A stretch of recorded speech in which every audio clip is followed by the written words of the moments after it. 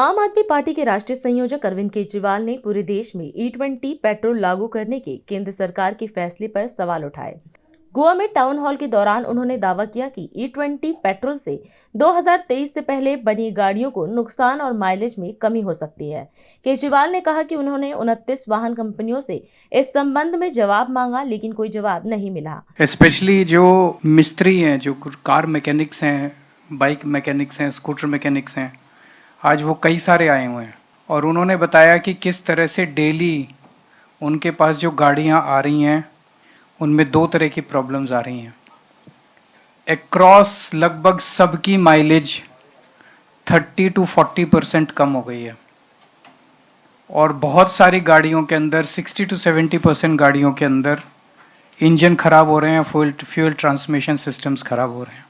ये केवल गोवा में नहीं है, पूरे देश के अंदर है और पूरे देश के अंदर लोग इसके खिलाफ आवाज उठा रहे हैं। गोवा सबसे ज्यादा E20 से अफेक्टेड है।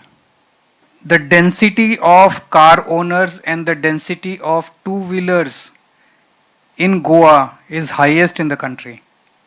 87% people, families, 87% families in Goa own a two-wheeler. That is much more than the national average. 47% families in Goa own a car, own a four-wheeler, which is much more than the national average. I don't have the national average right now, but it is much more than the national average. पूरे देश के अंदर 1 अप्रैल 2026 यानी कि इस साल के 1 अप्रैल से पूरे देश के अंदर हर पेट्रोल पंप पे केवल और केवल E20 ही मिल रहा है, प्योर पेट्रोल नहीं मिल रहा है। तो जो पेट्रोल आप गोवा के पेट्रोल पंप्स पे जाके भरवाते हैं वो E20 पेट्रोल ही है, आपको साफ पेट्रोल नहीं मिल रहा है। तो अगर कुछ लोगों को ये गलत फहमी है कि E20 नहीं, हम तो नॉर्मल पेट्रोल भरवा रहे हैं, हम तो E20, वो जो आप भरवा रहे हैं वो E20 पेट्रोल ही है।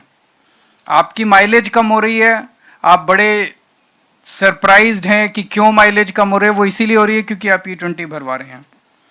आज इतने सारे लोगों ने बोला, इतने हमने दिल्ली में भी टाउन हॉल किया था, वो नेशनल टाउन हॉल था और उस नेशनल टाउन हॉल में यू विल बी सरप्राइज्ड, दुनिया के अंदर ऐसा कभी नहीं हुआ कि 7 लाख लोगों ने एक साथ लाइव कोई प्रोग्राम देखा हो।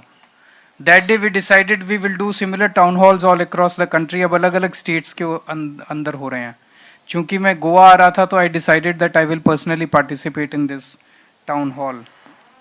मैंने 29 ऑटो मैन्युफैक्चरिंग कंपनीज को चिट्ठी लिखी कि आपका 2023 से पहले बना हुआ जो भी माल है, जो भी कार आप बनाई, जो अभी आपने स्कूटर बनाया, मोटरसाइकिल बनाई, क्या उसमें E20 सेफली इस्तेमाल किया जा सकता है?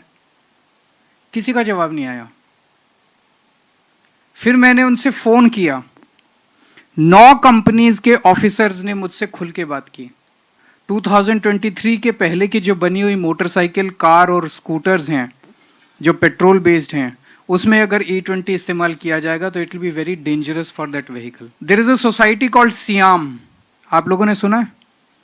SIAM is society of Indian automobile manufacturers, SIAM. तो देश में जितनी भी ऑटो बनाने वाली कंपनीज हैं उन सब लोगों को मिलके सियाम बना है, सोसाइटी बनी है। सियाम ने अपनी एक रिपोर्ट तैयार की, रिसर्च करके रिपोर्ट तैयार की कि E20 इज वेरी डेंजरस। 28 जुलाई को वो रिपोर्ट उन्होंने सेंट्रल गवर्नमेंट को सौंपी और सेंट्रल गवर्नमेंट से रिक्वेस्ट की कि इसको बंद कीजिए।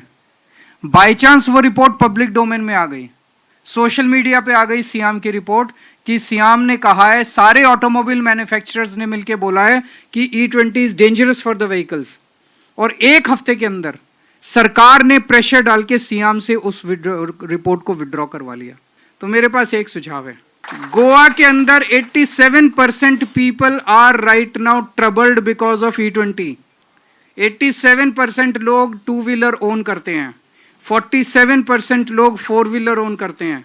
अगर सब मिलके एक बार ठान लें कि इस बार बीजेपी को वोट नहीं देना, मुझे लगता है 5 दिन के अंदर अगर E20 वापस नहीं हो जाए तो मैं अपनी राजनीति छोड़ दूंगा। इस बार गोवा के अंदर आप हरा के दिखा दो, देखो E20 5 दिन के अंदर वापस हो जाएगा। Thank you so much.